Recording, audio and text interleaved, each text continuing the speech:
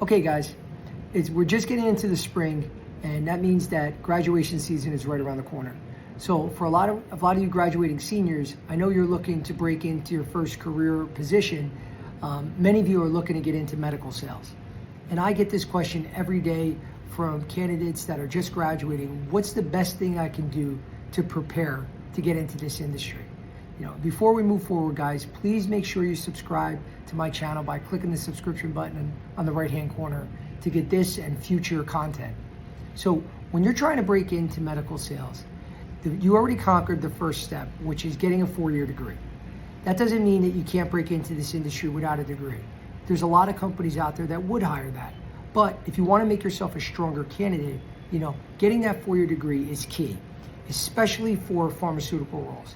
There's very few pharmaceutical companies out there that will hire without a 4-year degree. That while there's some medical device and in other industries, they're a little more lenient to accept someone without a degree. Pharmaceutical is very rare. So the fact that you got that 4-year degree is the first step. The next step, which is the most important, is getting sales experience, okay? And I suggest that you look for outside B2B sales roles. Those are with companies like ADP, Paychex, Cintas, UniFirst, Enterprise. I'm sure you heard this over and over. There's a reason why people keep bringing up these companies.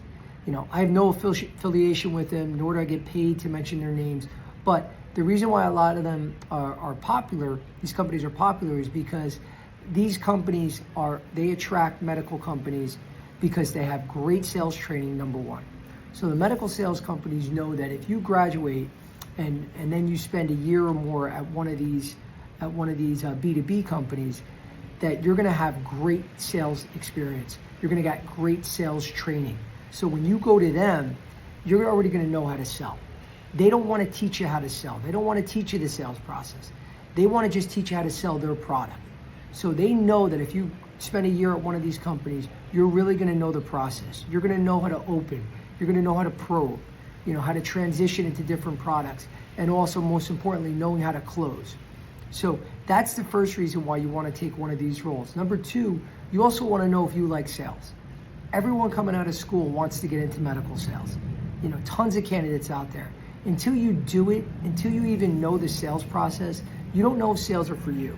So I suggest that you go in there, just trying to be the best at whatever sales company you start out at, because you want to make sure, is this the career that I want? Because it's challenging. All sales comes with a lot of rejection, and dealing with that day in and day out can become tiresome. So you want to get that experience first before you know you're ready to break into medical sales.